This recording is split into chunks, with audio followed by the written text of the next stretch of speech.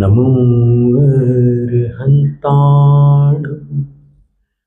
नमो सिद्धाय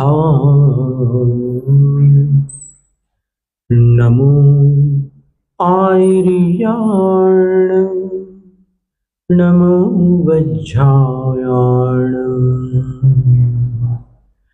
नमो लोय सव्वसाहूणम्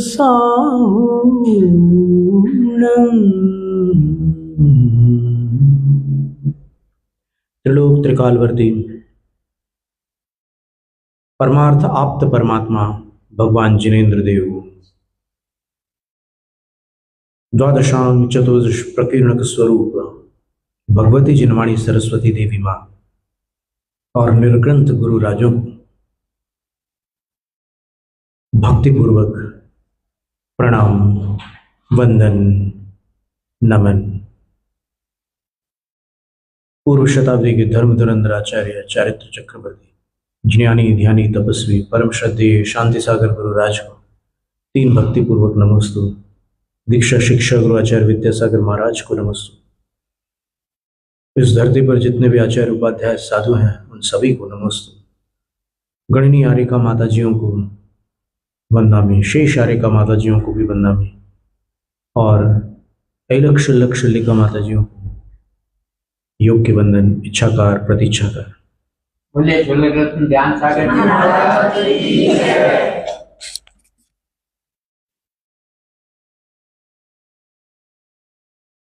कृतिकर्म की विधि अपन समझ रहे थे। देव वंदना का जहां प्रकरण है मूलाचार ग्रंथ में, सामायिक प्रतिमा का जहां पर वर्णन है रत्नकर्ण शावकाचार में, वहां पर यह विधि आती है। तो सर्वप्रथम धौतपाद पैर धो लिया, आधाहीन आत्माधीन हो गया और फिर जब मंदिर में प्रवेश करते हैं तो प्रवेश करते समय ऐसा कहीं पर पढ़ने में आता है कि पुरुषों को दाहिना पैर अंदर रख करके प्रवेश करना चाहिए और माताओं के बारे में कहीं देखा नहीं, पर देख लीजिए आप लोग क्या उचित है क्या अनुचित है, समझ लीजिएगा। फिर प्रवेश करते समय भूमि को निरखते हुए चलना है, देखते हुए चलना है, सावधानी से चलना है।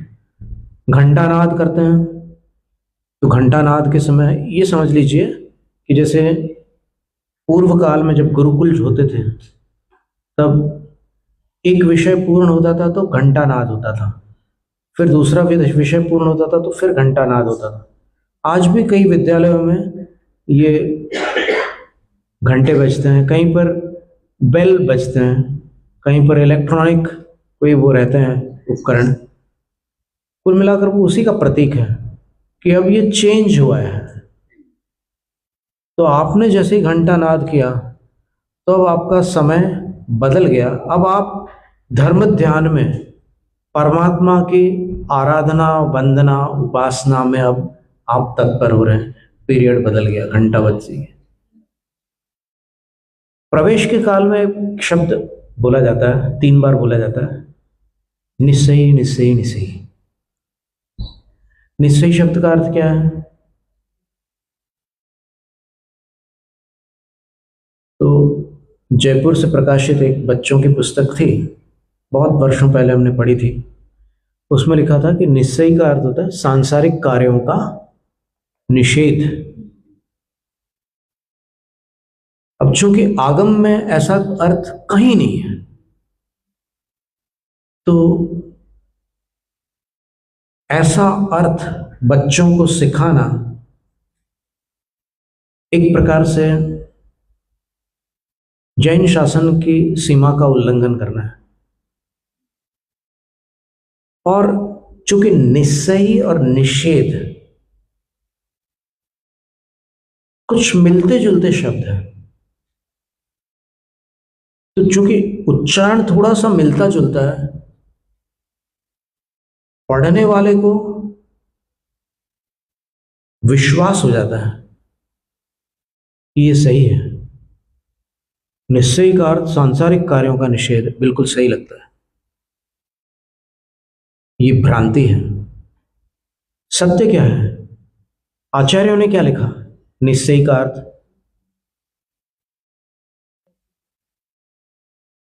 तो निश्चय का अर्थ मूलाचार ग्रंथ में चतुर्थ अधिकार के अंदर है। समाचार अधिकार उसका नाम है। उसमें 10 प्रकार के अनुष्ठान बताएं साधु के। आपुच्छा पड़िपुच्छा आदि गाथाएं दी हैं, उसमें निश्चयी शब्द आया है।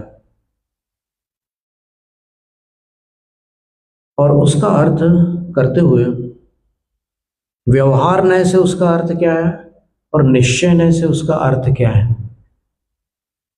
दोनों अर्थ आचार्य वसुनंदी सिद्धांत चक्रवर्ती ने दिए हैं।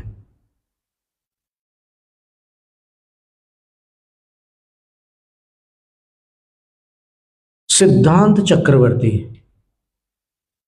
बहुत बड़े आचार्य होते हैं ज्ञान की अपेक्षा, क्योंकि चक्केण जह चक्की, आचार्य निमिचन सिद्धांत चक्रवर्ती ने लिखा है कि जिस प्रकार चक्रवर्ती अपने चक्र के साथ 6 खंडों पर विजय प्राप्त करता है, उसी प्रकार षटखंड आगम के 6 खंडों का जिनने ज्ञान प्राप्त किया है, वो षटखंड आगम तो सिद्धांत है, जैन सिद्धांत है वो, और सिद्धांत त्रैकालिक अकाट्य नियमों को कहते हैं। तो उन 6 खंडों के जो स्वामी हो गए ज्ञान की अपेक्षा, सरल शब्दों में जिन्होंने षटखंड आगम का पूर्ण ज्ञान प्राप्त कर लिया, सभी सूत्रों के मर्म को समझ लिया, वो सिद्धांत चक्रवर्ती कहलाते हैं। बहुत से सिद्धांत चक्रवर्ती हुए हैं, अभयचंद सिद्धांत चक्रवर्ती, नेमीचंद सिद्धांत चक्रवर्ती, वीर नंदी सिद्धांत चक्रवर्ती आचार्य, वसुनंदी सिद्धांत चक्रवर्ती आचार्य, बहुत सारे ऐसे सिद्धांत चक्रवर्ती आचार्य हुए हैं। तो आचार्य कहते हैं वसुनंदी सिद्धांत चक्रवर्ती, तत्र स्थान अभ्युपगम्य स्थान करणम निस्सही। अपन जिस स्थान पर जा रहे हैं, जहां प्रवेश करते हैं, प्रवेश काल में निस्सही होती है और निर्गमन काल में आसही होती है। आसही साधुओं की क्रिया है। गृहस्थ लोग आशीर्वाद नहीं दे सकते सबको। ये आसही जो है साधुओं की क्रिया, वो आशीर्वाद देकर के जाएंगे जाते समय। गृहस्थ लोगों में ऐसा है कि जैसे कोई कुटुंब में कोई बड़े सदस्य हैं, वो अगर प्रस्थान कर रहे हैं तो वो छोटे लोगों को आशीर्वाद देकर जा सकते हैं। तो जो व्यवहार विरुद्ध ना हो वैसा आशीर्वाद दे सकते हैं। अब आप पद्मावती माता को आशीर्वाद दे सकते हो क्या? वो आपके अधिकार क्षेत्र से बाहर है, आप उनको आशीर्वाद नहीं दे सकते। उनकी उम्र कितनी है और आपकी उम्र कितनी है? वो कितनी बड़ी है आपसे, आयु की अपेक्षा, वय की अपेक्षा, और भी बहुत सारी बातें हैं। तो सब लोग सबको आशीर्वाद नहीं दे सकते, और वो लोग भी सबसे आशीर्वाद लेते नहीं है। वो सबका आशीर्वाद नहीं लेते हैं, वो जिनको इष्ट मानते हैं उन्हीं का आशीर्वाद लेता है। अब ऐसा है कि तत्र स्थान अभ्युपगम्य स्थान करणम, जो वहां पहले से ही उस स्थान पर हैं उनको अभ्युपगम्य जानकारी देकर स्थान करना माने प्रवेश करना, इसका नाम है निश्चयी। अब बताओ सांसारिक कार्यों का निषेध कहाँ हो रहा है इसमें? सांसारिक कार्यों का तो घंटा बजा करके निषेध हो चुका है कि अब मैं भगवान की आराधना में संलग्न हूं, अब दुनियादारी से मुझे कोई मतलब नहीं है। मोबाइल बजता है तो उसको पहले से ही बाहर से ऑफ करके आना, या फिर बाहर कोई ऐसा प्रबंध कर देना, अपना कोई लॉकर वगैरह लगा लेना जिसमें मोबाइल रख करके आ जाओ। आराधना के समय विराधना सामान्य विराधना से बड़ी विराधना गिनी जाती है। सामान्य विराधना केवल विराधना है, और आराधना के काल में होने वाली जो विराधना है वो महाविराधना है। इसलिए मंदिर में, चौके में और अन्य धर्म स्थानों पर तीर्थ वंदना आदि के समय, अब ठीक है, मोबाइल का प्रयोग अगर आप धार्मिक उद्देश्य से कर रहे हैं तो क्षम्य है, लेकिन अगर आप और किसी काम में ला रहे हैं उसको तो फिर वो उचित नहीं है। आप मान लो कोई चित्र ले रहे हैं भगवान का, तो फिर चित्र लेने में आपत्ति नहीं है, लेकिन आप भगवान का अनादर करके चित्र ले रहे हैं तो फिर समस्या हो जाएगी।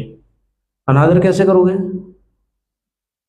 तो आप जो मर्यादा है उसका उल्लंघन करोगे तो अनादर होगा। मान लो आप चित्र ले रहे हैं, बाहुबली भगवान का चित्र ले रहे हैं, और सामने आप लोग खड़े हो गए पीठ करके भगवान को, तो पीठ करके खड़े होना अनादर है कि नहीं? एक स्मृति में तो आ गया आपके पास कि भाई हमारे पास एक वहां की मेमोरीज है, फोटोग्राफ्स हैं, लेकिन वो अभिनय हो गई, तो उसकी मर्यादा का ध्यान रखना है। तत्र स्थान अभ्युपगम्य स्थान करणम निस्सयी, वहां जो उपस्थित है उनको सूचित करके प्रवेश करना निस्सयी है। सम्यक दर्शनादिषु स्थिर भावो वा, अथवा निस्सयी का अंतरंग अर्थ क्या है कि जब आप वहां जा रहे हैं तो सम्यक दर्शन आदि में स्थिर भाव करके जाना, पूरी श्रद्धा के साथ जाना,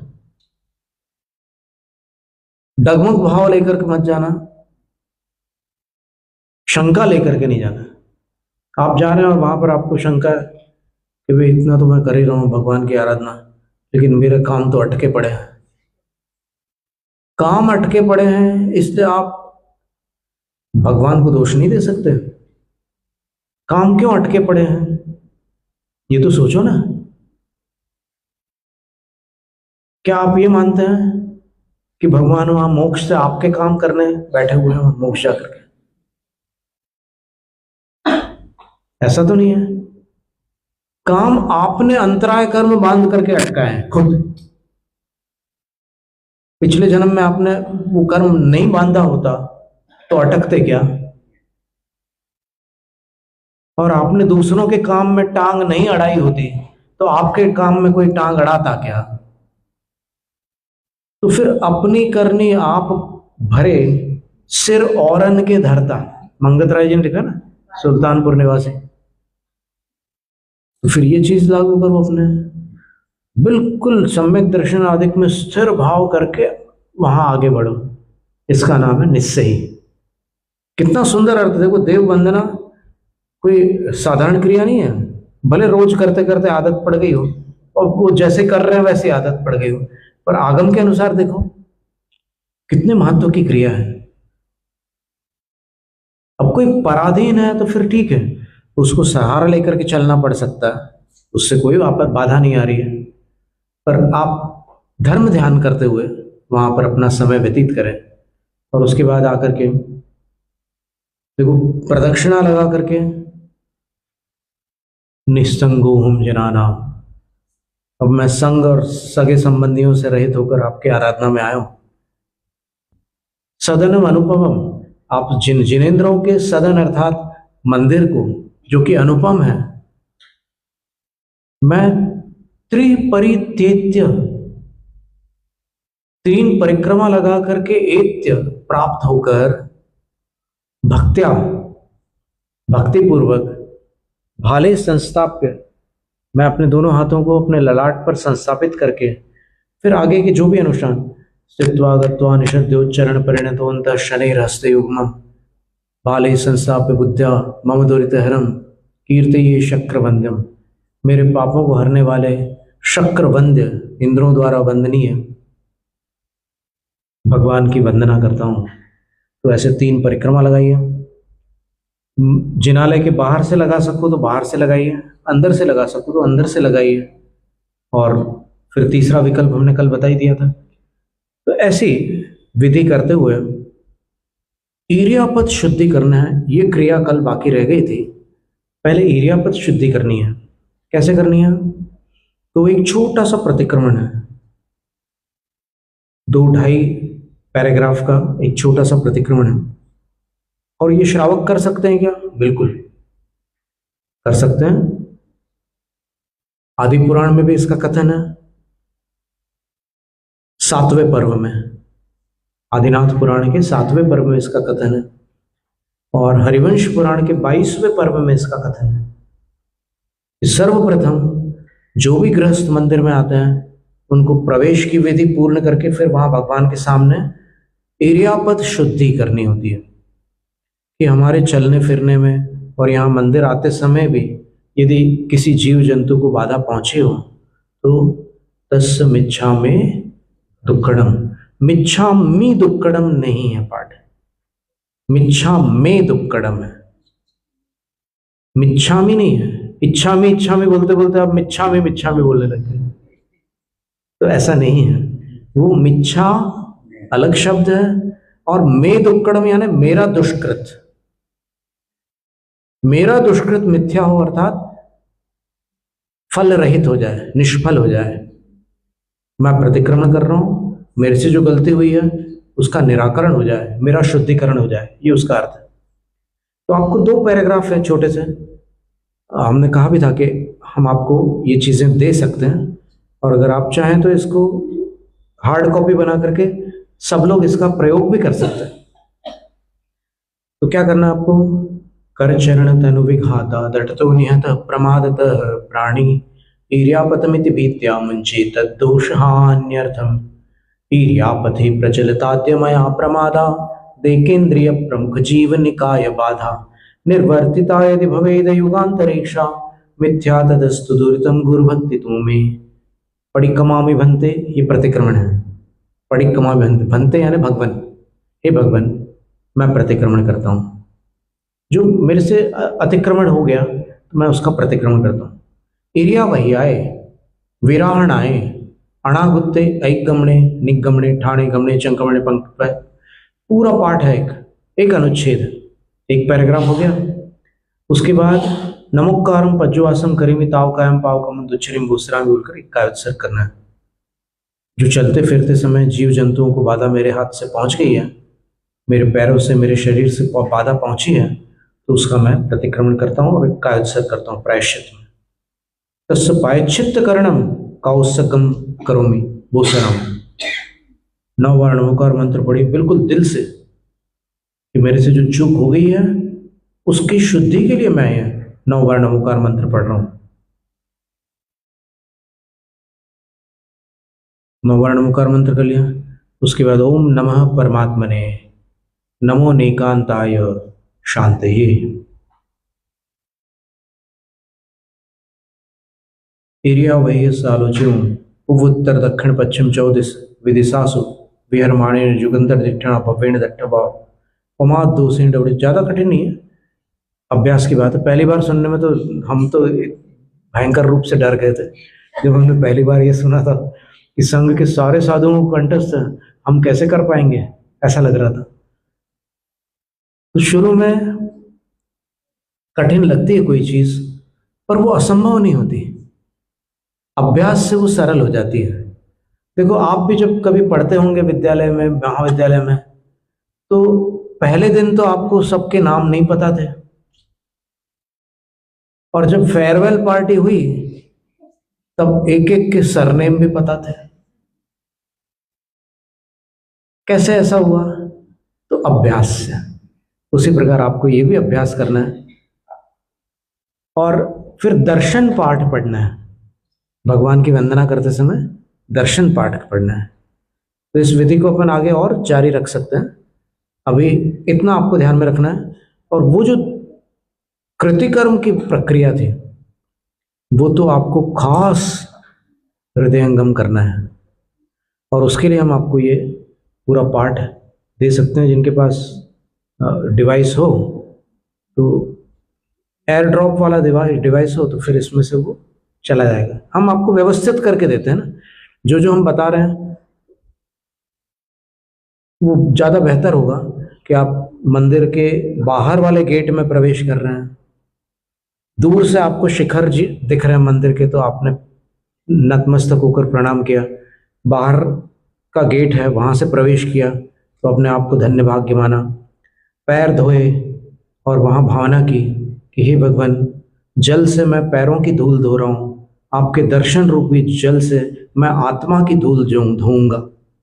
ऐसी बहुत प्रकार की भावना है आपके अंदर भी। आपकी जो रचनात्मकता है उससे आप भगवान की भक्ति कर सकते हैं।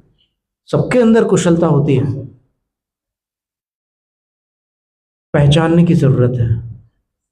अवसर आने पर अपने को पता चलता है कि मेरे अंदर क्या काबिलियत है। तो वैसे आप अनेक अनेक प्रकार से जितने भी सद्विचार हो, पूरी शक्ति यहीं लगाना है आपको, और आपको कई गुणित शक्ति वापस प्राप्त हो जाएगी यहां से, भगवान की भक्ति से। जब कर्मों की शक्ति प्रबल हो तब भक्ति की शक्ति उस पर विजयी हो सकती है। कर्मों की शक्ति कई बार मनुष्य को हिला डालती है, लेकिन उस समय भक्ति की शक्ति रक्षक बन जाती है। जैनम जयतु शास्त्र। एक क्वेश्चन है जी। जब पेड़ी काटते हैं जनरली बोलते हैं कि प्रदक्षिण वाला लगाते हैं प्रभु प्रति पावन है, पतित पावन मैं अपावन। पूरा यही बोलते हैं, यही सिखाया। ठीक है, ठीक है, अच्छी बात है, वो कोई गलत नहीं है। फिर भी हम बताएंगे आपको कि वो उस समय जो पाठ होता है त्रिपरित्य, संस्कृत वाले पाठों में दो ऐसे काव्य आए हैं। त्रिपरित्य नमाम्यहम् वाला एक काव्य है, और एक काव्य है निस्संगोहम जनाना सदनम त्रिपरित्य भक्त्या। 3 परिक्रमा वाला जो पाठ है उसमें ये 2 काव्य हैं। वांछित फलदात्री चिंतामणि सदृश मात तेरा, वंदन करने वाले मुझको मिले पता मेरा। बोधि समाधि विशुद्ध भावना, आत्म सिद्धि मुझको मिले और मैं पा जाऊं मोक्ष महासुख को।